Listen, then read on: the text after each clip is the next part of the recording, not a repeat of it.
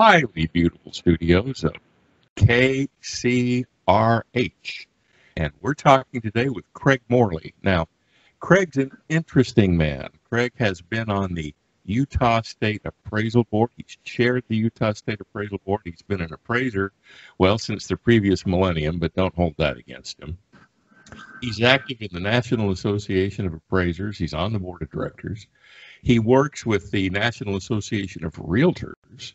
And Craig, you're the vice chair this year of the Real Estate Appraisal section of NAR. Is that correct? Yeah, the National Association of Realtors has a real property valuation committee. And Tim, a little known fact is that the National Association of Appraisers, the National Association of Realtors probably has more appraiser members than any other appraiser group in the U.S. Something in the neighborhood of 40,000 appraisers are also members of NAR, whether they realize it or not, and the Real Property Valuation Committee deals with those appraisal issues in representing the appraisal community and dealing with some of the national issues that arise. Well, Craig, given as well connected as you are, not only through NAA, but through NAR, I'd like to ask you some questions and get your take on them. Now, we understand you're not speaking for NAA, you're not speaking for NAR, you're speaking solely from the standpoint of your experience in the business and experience with working with other appraisers. So again, we understand that you're not a spokesman. Now, ongoing right now in the blogosphere, we're reading a lot about the fact that the mortgage lending industry has proposed to raise the residential de minimis to $400,000 from its present $250,000. Now, could you explain to us what's going on here and why the lending industry wants to do this? So the de minimis is a kind of an interesting word and is a little bit confusing, but ultimately what it means is that currently a bank, a federally insured lending institution, is not required to get an appraisal if the transaction amount, and this is critical, if the transaction amount, meaning the loan amount, is under $250,000. The lenders would like to increase that amount to $400,000. It actually started out when all of the regulatory oversight with the lenders, which kind of took place back in the early 1990s with the FIREA, started out at 50, it went to 100, it's gradually worked its way up, and it seems like each increment, the amount being requested is larger. And so if the proposed increase were to take place, it means that a lender could make a loan with a loan amount of $400,000 or less without having to get an appraisal. Now, they would have to get some kind of valuation, like a evaluation, but they wouldn't have to get an appraisal completed for that transaction. Okay, let's hold that thought on evaluations, and we can talk about those a little bit later in the broadcast. Now, you talked about the lending industry has over time raised the increment of the de minimis from 50 to 100 to whatever it is. Now it's 250, and they want to raise it to $400,000. Why does the lending industry think this is necessary? Most of the transactions that apply with these de minimis loans are usually home equity loans. These are loans that are not being sold in a secondary market. They're something that is being retained by the lender. It constitutes about 10% of the total transactions. And I believe the motivations with most of these lenders is that they would like to be able to make these loans quicker without having to deal with the cost and time associated with getting an appraisal done. There may be other reasons I'm not aware of, but those seem to be the most likely motivations behind it. So, okay, you just indicated that most of these loans, or excuse me, most of the Well, yeah, most of these loans would not be necessarily purchase and sale loans, but maybe refinance loans. In other words, the homeowner wants to get the equity out of the house. Is that correct? That's what most of them are. So you'll have somebody who wants to develop a line of credit and they want to use the equity in their home. They want to do a second or a remodel or something along those lines. And that is usually what these things apply to. Okay, so what you're saying is that the traditional first mortgage, where somebody's buying a house, somebody's selling a house, the traditional first mortgage appraisal apparently is not going to be affected by this proposed increase. Is that correct? Given the current situation, it would have almost no effect on your purchase mortgage loans. No. Okay. All right. Now, in the past, because of the desire of homeowners to get at their equity, be that good or bad, we're not going to discuss that, but given their desire to get at their equity, if this increase in the de minimis goes through, and if this is going to affect mostly HELOC loans, home equity line of credit loans, how is that going to affect the boots in the living room real estate appraiser? Honestly, Tim, I'm not sure in the short run it's going to have a significant impact. Now, here's the only rub where I could see this could have maybe a negative effect, is that right now you have an effort to reform the GSEs, maybe replace the GSEs with something else. And if that were to happen, you might see the requirement for an appraisal on a purchase money loan change, and allowing a lender to be able to make those loans without getting an appraisal, I believe, exposes the public to a much higher level of risk, because we all know that banks don't always work in the best interest of the consumer. They're usually working in their own best interest, and sometimes they don't even do that based on the last economic collapse. Well, I think we all realize that a bank never has made a bad loan, and a bank vice president has never made a wrong decision about a borrower's credit. It's always the appraiser's fault, right? That's right. Yeah, of course. Okay, well, all right. We talked a minute ago about the feelings out in the blogosphere. A lot of appraisers are just convinced that if indeed the de minimis goes to the $400,000, it's going to foment the next recession. Can you address that issue? Yes, I think in the short run, I just don't see that happening. That there are things going on that we're highly concerned about, primarily with the introduction with the GSEs being able to do these loans. Fannie Mae has their program called the Day One program, where roughly, I'm told, about 20% of the loans that Fannie Mae is involved with don't have an appraisal. They're using collateral underwriter to assess the risk, and if the property meets that threshold, they're not getting an appraisal now. And so, in there a second, 20%. When Fannie was originally trying to sell this concept to appraisers, didn't Fannie say that it would probably be a maximum of about 10%? Yeah, they originally rolled it out at 5%. It's gone to 10%. And Fannie Mae really has a high degree of confidence in their collateral underwriter and the algorithms that they've developed. I think appraisers who have had interactions with collateral underwriter probably don't have the same level of confidence, because when you see the kind of comparable data they want you to consider, it calls into question the sanity of the people putting this stuff together. But they do. And here's the reality, Tim, is that if the transaction amount is $250,000 or less, technically Fannie Mae doesn't need to have an appraisal. And if that de minimis goes up to $400,000 and Fannie changes their policies, they still wouldn't have to get an appraisal.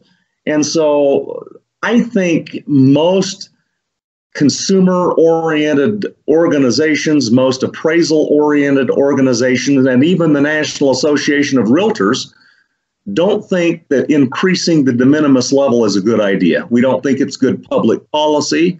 It's not good for the lending industry, and it's not good for the consumer. So there's not a lot of the lenders are obviously in support of it, but there's very few others that think it's a great idea. All right, now you just talked about the fact that appraisers apparently are totally on one side of the table, and lenders are apparently on the other side of the table, and there doesn't appear to be much common ground. Do you see anybody compromising anywhere along the line on any of this? Well, ultimately, I think the decision is going to be made with significant public policy opposing this. If the legislators on the Hill look at this and think, gee, this is not a good idea, then I could see the increase not going through. And that's primarily been all of the feedback that I'm aware of has been in opposition to it. I would like to think, and I would hope, that sanity would rule and that this proposed increase will not go through. But at the end of the day, the banking lobby's pretty powerful, and they may be able to push it through anyway. Well, you raise the issue of them pushing it through anyway. Now, right now, as the proposal sits, it's just a proposal. It's been exposed to the public, and the banking authorities are looking to receive input from the public on this. But the Appraisal Institute has called for a full public hearing on it. Is this a signal that the Institute's request for a public hearing, is this a signal that the banking powers might need to back off this proposal a little bit? I hope so. And frankly, the National Association of Realtors, which has 1.3 million members, has just within the last couple of days updated their policy, which is in opposition to this, and will be sending letters to the as part of the public comment opposing the increase.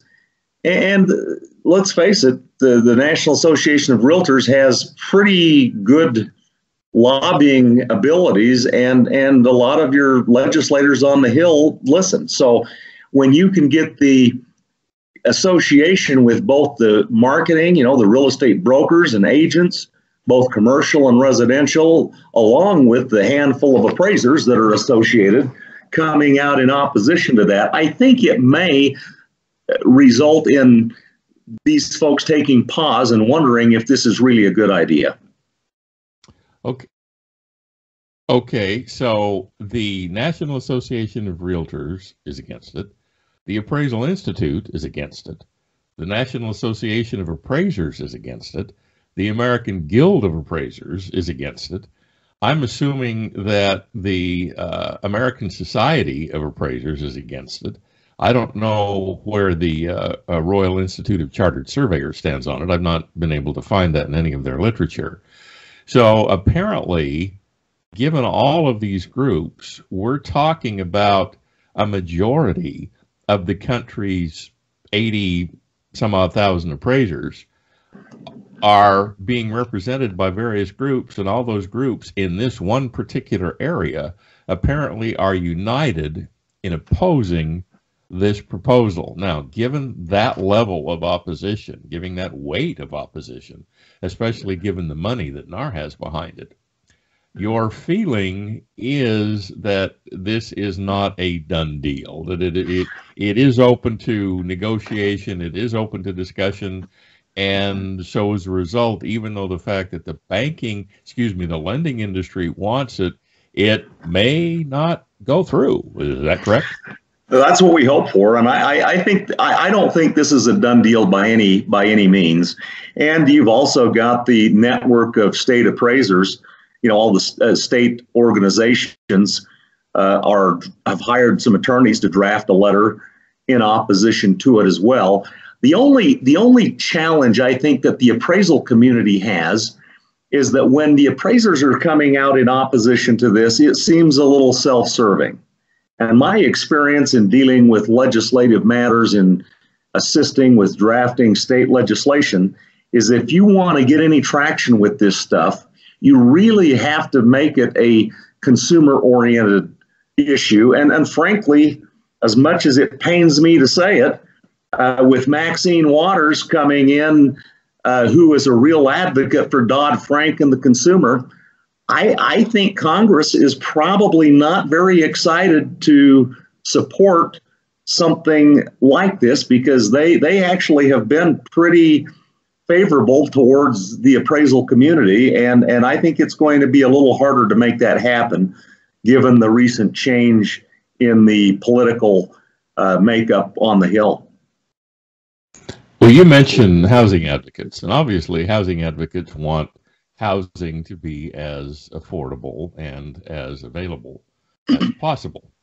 Now, do you see this movement or this move by the mortgage lending industry as an attempt to make housing more affordable, more available to everybody?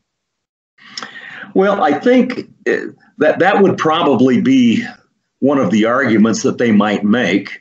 But I think that the housing advocates are looking at this from the perspective that people buying a home, it's the largest single investment that most people are going to make.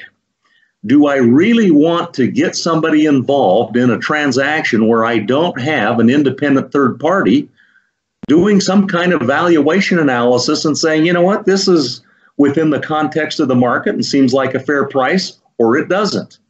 Or, you know, this property, the value may be okay, but there's doesn't meet minimum property requirements for a GSE or for HUD or for the VA. And so GSE is a government-sponsored agency or right. Government-sponsored enterprise. Yeah, okay. So I think the reality is that as an appraisal industry, as appraisal professionals, we need to make sure that the consumers recognize the value that we bring to the table, and that as we make the arguments against these changes is that it is not an effort to protect our employment, but it's an effort to protect the public. And if we expect to have any traction in trying to solve the problem, that's where it has to come from. Okay, let's take a hypothetical Mr. and Mrs. Buyer, and they go and they're going to buy a house and they go to a lender to borrow the money, and let's assume they're qualified. And from that standpoint, getting closing the loan is not going to be that terribly difficult. Now, traditionally, the lender has ordered and paid for the appraisal. Traditionally, the lender has been the client. But basically what you're saying is, or excuse me, let me ask the question. Are you saying that given the fact that there may be no appraisal involved, is the consumer in some kind of danger? Well, the danger that they're in is that they could be paying too much for a property and borrowing more than the collateral would support, and ultimately then obliged or obligated to pay for something that is maybe not in their best interest. Well, can't the typical buyer go out and get their own appraisal? Why do they have to depend on the bank? They can. In fact, I saw an interesting article that had been published by a realtor, agent, broker, who was saying that there's a real interest from the lending community to use these day one programs that Fannie Mae is offering, because they have no recourse back to the lender because Fannie Mae has established the risk on the loan. And so if I'm a lender and I can eliminate the risk of getting a buyback, I probably want to do that. The problem is that, how do I get an appraisal contingency in a purchase agreement, which many offers do. what a lot of the realtors are suggesting is let's go hire an appraiser, not for the loan, but to meet the appraisal contingency, and we can select someone that we think is qualified and competent, and we're not relying on the lender's appraiser. And we're seeing a push in the real estate community to embrace some of these no appraisal loan transactions, but still get an appraiser involved in the transaction to protect the interest of their client, which may be the buyer. That agent still has a fiduciary responsibility to look out for their client's interest, and that becomes a way to do a workaround so that they can cover both of those interests that they're trying to accommodate. Now, when you mention the fiduciary relationship, you're referring to the broker working with the buyer. Is that correct? That's correct, yes. Okay. We talked about evaluations a few minutes ago. Let's investigate evaluations. Do you think that this proposed increase will motivate lenders such as Fannie and Freddie to order more evaluations? I do. And is that a positive or negative for the borrowing community? I think I'm not really a fan of the evaluations, and this is the reason why. Most of the valuation work that is taking place in the United States, and we don't know what the total dollar value is, but it's in the many billions of dollars that is involved in coming up with paid for AVMs, evaluations, appraisals, and all of that. Right now, the appraisal community is capturing less than 20% of the total valuation market. And companies like CoreLogic and others are picking up a large percentage through some of the valuation services that they provide. As we see with lenders now through the Dodd-Frank Act, there's regulations for many of these commercial loans to have an updated valuation from time to time, and that is usually done with an evaluation. The problem that I see is often these evaluations are done by non-appraisers who have questionable practical experience in performing qualified evaluations or valuation products, and oftentimes they work for the bank.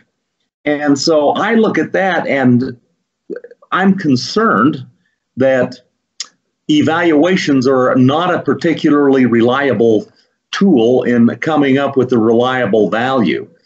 And as we see more of these evaluations being done, the biggest problem I see is that right now, the FDIC and the other lending regulators do not look at the evaluation with the same level of scrutiny as they do an appraisal. And so we find many lenders, not all, but many, who would prefer to get an evaluation because the regulators don't look at them that closely. But if you do it as an appraisal, it's reviewed and analyzed as an appraisal. And so we've had several situations where an appraiser tries to perform an evaluation, and as appraiser, to comply with USPAP Standard 2, I have to call it an appraisal. I can call it an evaluation appraisal, but it still has to be an appraisal, and it's got to comply with USPAP. And if I do that, there are many lenders who will not take that product, which then pushes it to non-appraisers. And so I think we've got a problem from a regulatory standpoint that ought to be addressed and fixed, but that's the way it is right now. All right, let me ask you a question that's dear to my heart. Does the fact that non-appraisers can do evaluations, thus not have to follow USPAP, means that USPAP is an impediment to the future of the real estate appraisal industry? Depends on who you ask. If you ask the Appraisal Foundation and those guys, they're saying no. It's the one thing that separates the qualified appraiser professional from those people who are not. And I think that's a legitimate argument. But the problem we've got right now is that because the regulators you look at the evaluations the way they do, it does put the appraisal community at a disadvantage in many cases, unless the state intervenes and allows appraisers to perform the evaluations as required by the interagency guideline without having to comply with USPAP. And we do have a few states that are doing that. Okay, now you're certified in Utah, Nevada, and Arizona. Is that correct? That's correct. Okay, now in those three states, can appraisers do evaluations, or because they're licensed or certified as appraisers, they can only do appraisals? If all I have is an appraisal license with the state, then all three states are mandatory states. And so, yeah, I can only do an appraisal. Now, if I have a real estate license as well, I can conceptually put on my real estate license hat and do the evaluation, which seems really dumb to me, but that is the reality. We have just recently, the Utah Division of Real Estate offers a bill every year to kind of clean up their legislative language. And we actually got the Division of Real Estate to write into their legislative bill a carve out that will allow appraisers in the state of Utah to perform an evaluation in accordance with the interagency guidelines, but have defined it as not being an appraisal. So they would have to comply with the underlying principles of USPAP, but not standards 1 and 2. Okay, now let me get this straight. Somebody hires Craig Morley to do an appraisal, and USPAP applies. But yet somebody can hire Craig Morley to do an evaluation, assuming Craig Morley takes off his appraiser hat and puts on his real estate broker hat, and that's perfectly acceptable? Yes, I mean that's what the state regulators are saying. Yeah, if you want to do an evaluation right now and you don't call it an appraisal, then you pretty much have to be a real estate agent to do that, or an employee of the lender. Craig, forgive me for editorializing here, but that makes no sense whatsoever. Who has their head up where the sun don't shine on this? What's wrong? Why can't appraisers, those who are qualified to do them because of their training and experience and education and background, why can't appraisers do evaluations? It's stupid that they can't. I totally agree, and I really wish. I think the underlying problem, it deals with the banking regulators who take a more lax view on the evaluation. Thus, lenders prefer the evaluation over an appraisal. If that did not exist, I don't think we would have this conundrum that we do have now.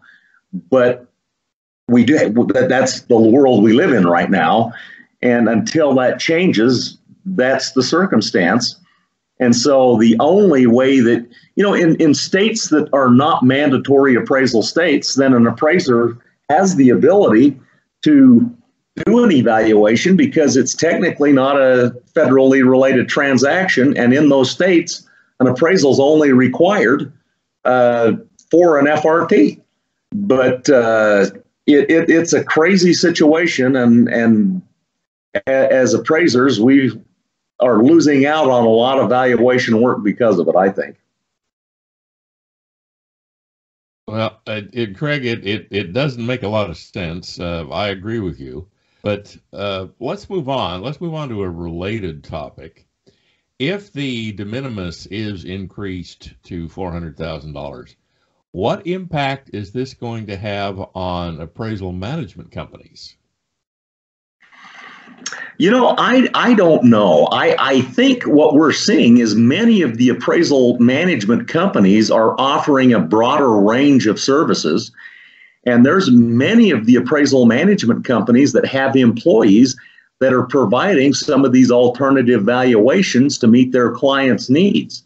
And so I can see a possible. Let me jump in here a minute. I don't quite understand. The AMCs have their own people that are doing evaluations. Isn't that a major conflict of interest? Sure. but it's not a good idea. It's just the way it is. You've got AMCs that have their own staff appraisers.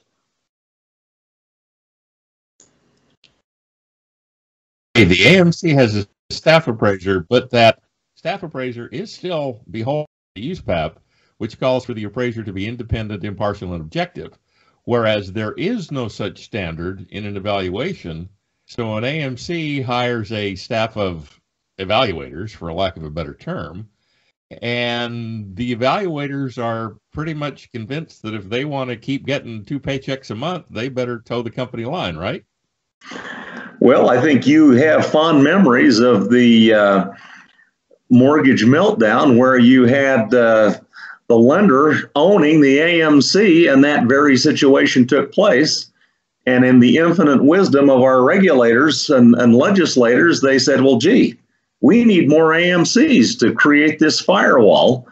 And so we proliferated that model with very little change. And so that has been one of the frustrations to me, is that the appraisal management company is supposed to provide a regulatory benefit to their client, the lender. But the reality is that there's still the conflicts they have in if they have too many situations that aren't meeting the needs of their lender client, they're going to find somebody else. All right. Well, that's the topic of another podcast. So now, again, staying with this concept of the $400,000 de minimis, you just talked about how it might affect AMCs.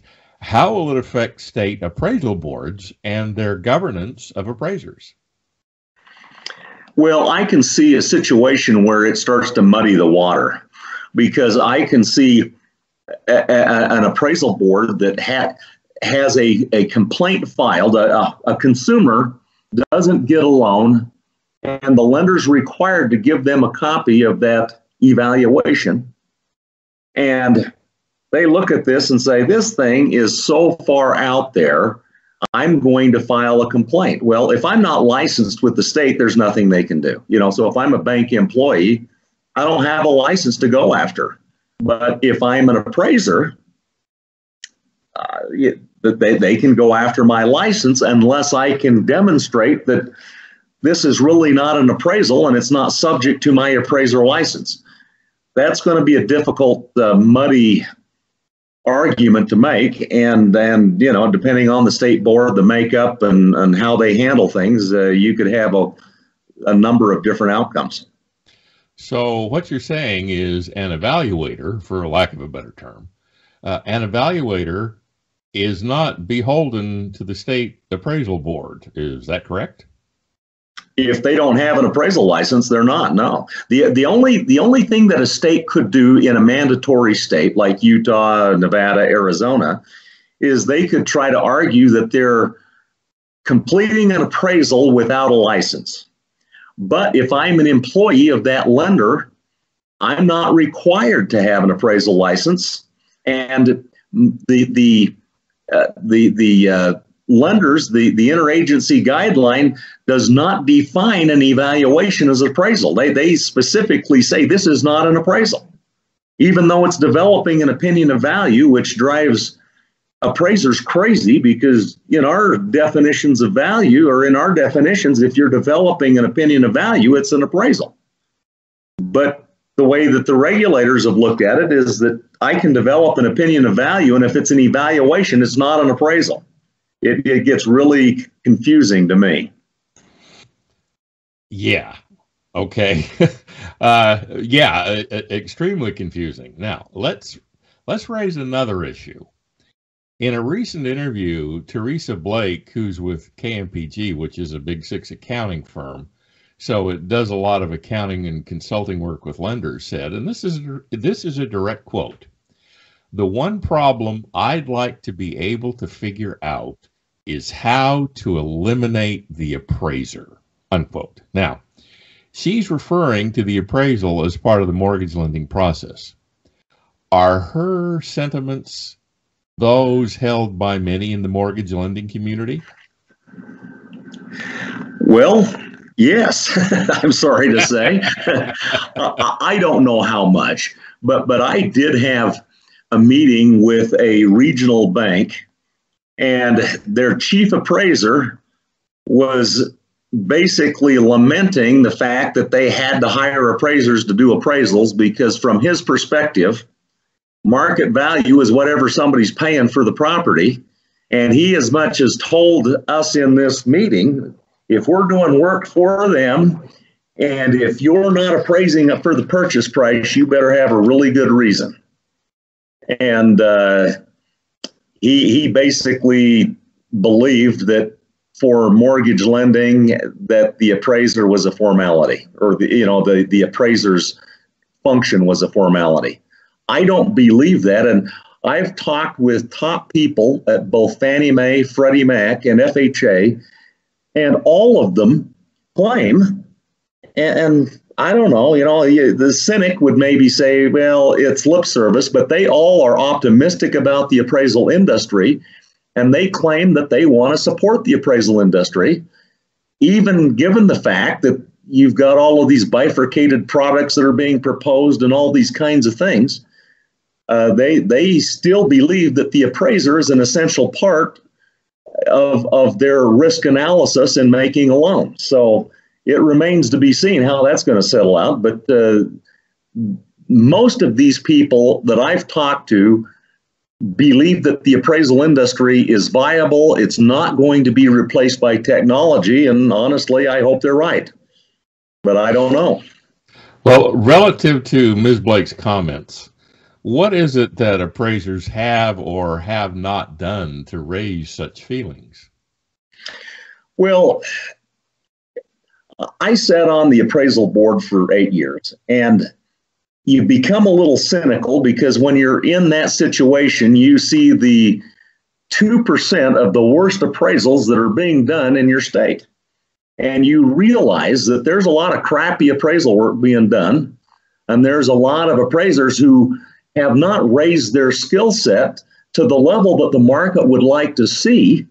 And so to the extent that we as an appraisal profession and as a community of professionals, if we don't continue to learn how to use the tools, learn how to use the technology and leverage these things in a way that makes it so that our appraisals are better than the black box numbers that are coming from Collateral Underwriter and the AVMs, the technology may replace us.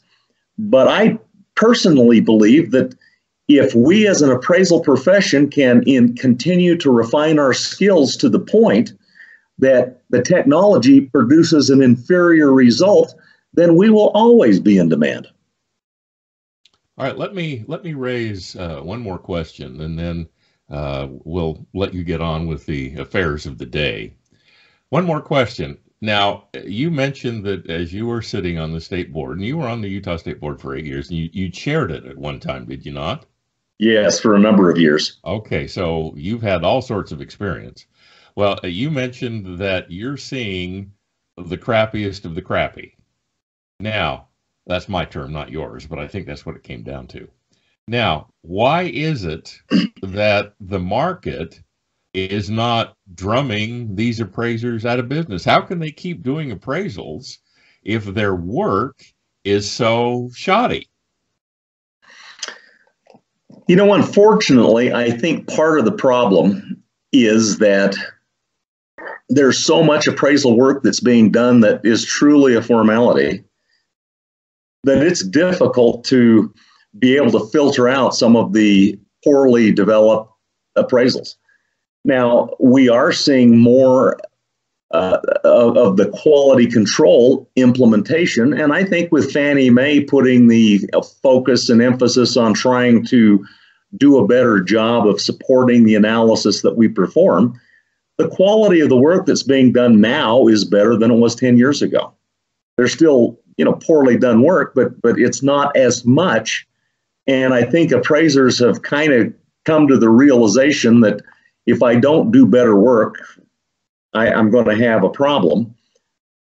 And so I think we're doing better work than we've done in the past, and I hope that trend continues.